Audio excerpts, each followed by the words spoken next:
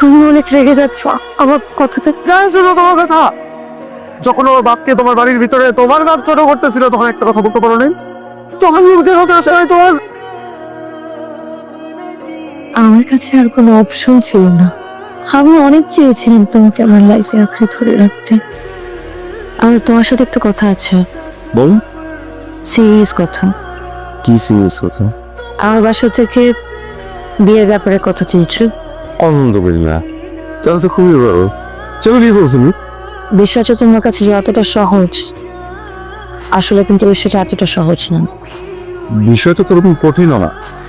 আমি স্যার বিষয় কিছু না। তুমি কাজ করতেছো, দুই দিনকে ভালোবাসি, পরিবারের কত পারিবারিক ভাবে বিয়ে হবে। আকাশ, তুমি আমার বাবাকে চেনো না। তুমি একটু অন্যরকম চিন্তা ভাবনা মানুষ। প্রেম, ভালোবাসা এসব আমার বাবা পছন্দ করেন। কুমারের আমার সম্পর্ক আমার বাবা কোনোদিন মেনে নেন। কি মানে বিয়ে করবো না? আমি সেটা বলছি না, বুঝতে পারছি না আমি কি করবো।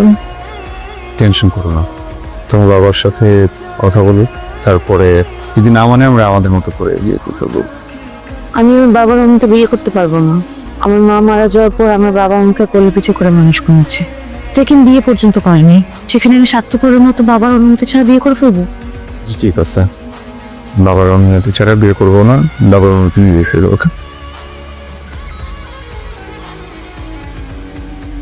ভাই, আমার ছেলে কেবল পড়াশোনা শেষ করছে, তো একটা ভালো চাকরিও করে।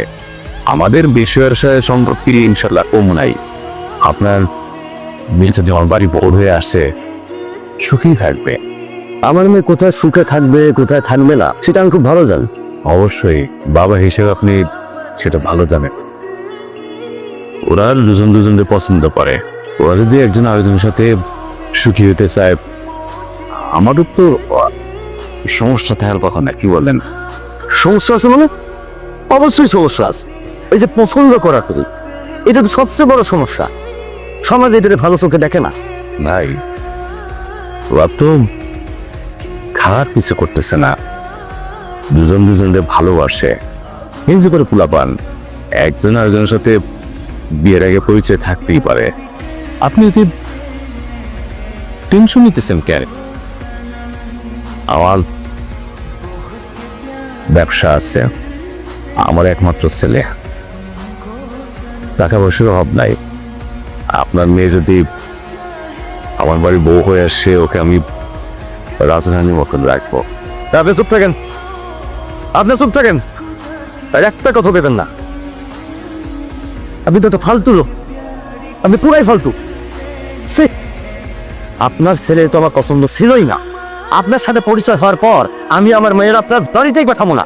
আপনি বাইরে হন, বাইরে গেল থেকে।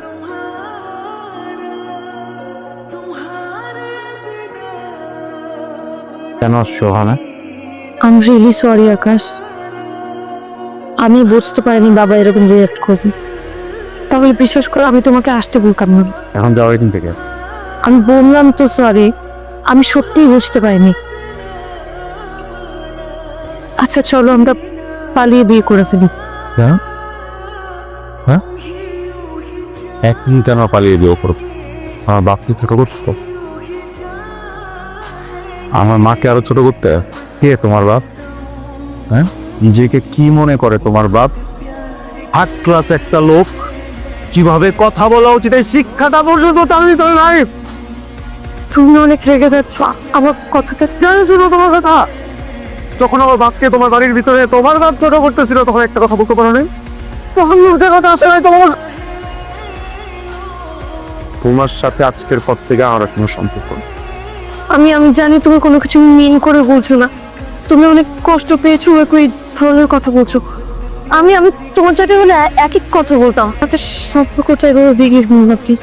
আমাদের সম্পর্কটা তো কোনো ফুলকো না, হচ্ছে আমার জীবনের প্রথম ভালোবাসা।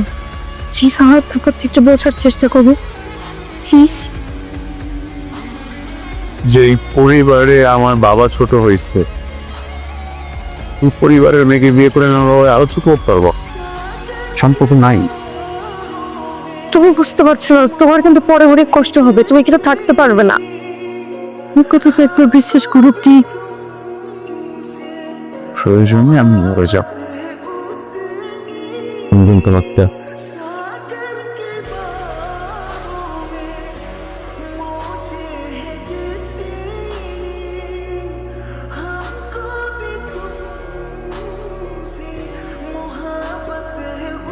তুমি কি আমার সাথে একটু দেখা করতে পারবে? পারবো। তুমি এতদিন পরে কেন কল করছি? আমি তো রেগেছিলাম, কিন্তু এটা কাউকে পর তুমি যা বলেছ তার কোনোটা তো উঠতে বলনি। সে কারণে আমার পরে আমার জন্য তোমার বাবা অপমানিত আছে, তুমি ছোট হয়েছ।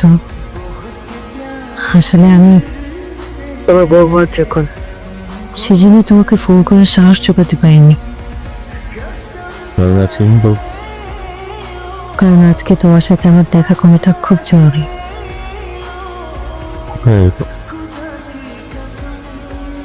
আমি বাসার নিচে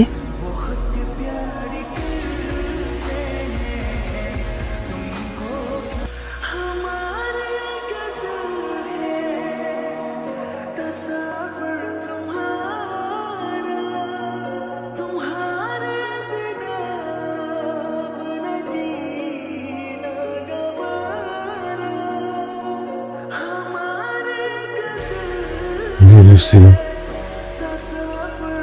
অন্য করে বিয়ে, তুমি এসে আমার সব ভুল ভেঙে দিলে।